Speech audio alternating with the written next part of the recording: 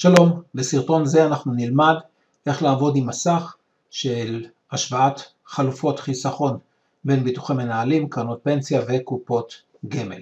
לאחר שהזנו את פרטים האישיים של אותו אדם, זכר, לא מעשן, גיל 35, אנחנו נראה שאנחנו יכולים לבחור גיל פרישה, גילאים שונים, כמובן שבמידה והיה פה נקבה, אז היה פה מתווסף גם גיל 64.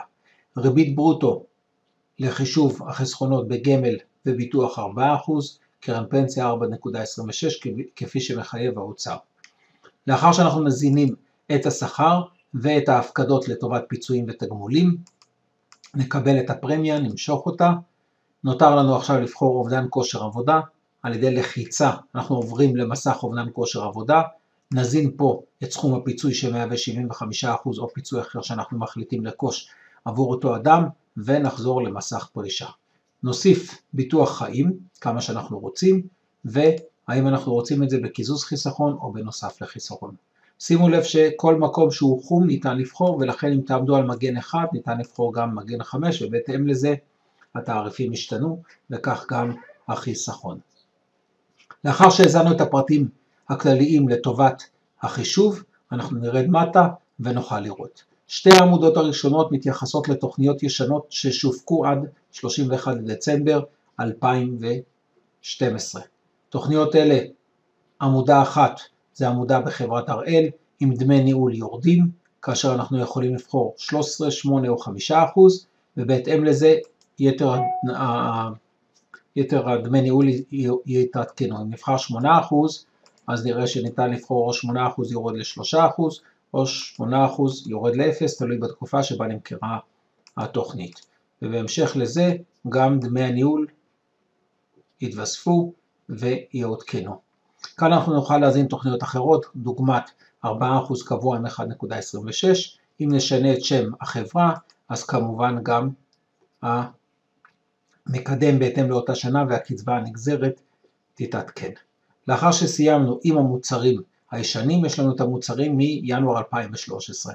חברת מגדל, הראל, כלל, הפניקס, מנורה, איילון, הכשרה, ובהמשך נראה גם קופות גמל וכו'. כאשר אנחנו עומדים על שם התוכנית, או מסלול החיסכון, ייפתח חלון שייתן לנו את האפשרויות הקיימות באותה חברה.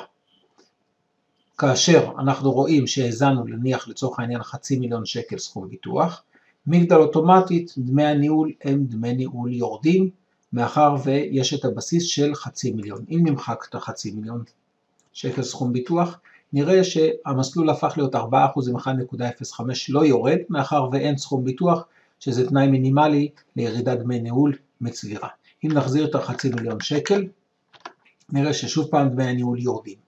אם אנחנו רוצים לראות איך הם יורדים לאורך השנים, נלחץ על הספרה 3, זה יעביר אותנו לטבלה מפורטת. כפי שניתן לראות, חברת מגדל, איך דמי הניהול יורדים, מקסימום דמי ניהול מפרמיה ומינימום פרמיה עם 4%, מצבירה 1.05 יורד עד 0.5, כאשר אנחנו יכולים לראות את הירידה של דמי הניהול לאורך השנים. חזרה לטבלה, נלחץ על מגדל, והנה אנחנו שוב פעם בטבלה.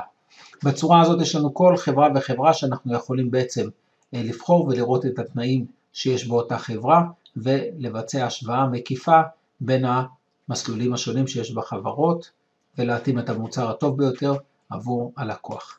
בהמשך תוכלו לראות גם התייחסות לקופות גמל וקרנות פנסיה, כמובן עם דמי ניהול שניתן לשחק איתם, ולהציג בפני הלקוח את התוצאה הטובה ביותר עבורו, כולל גרף שמסכם עבורו כל מסלול במסלול, מהו החיסכון באותה תוכנית. תודה ויום טוב.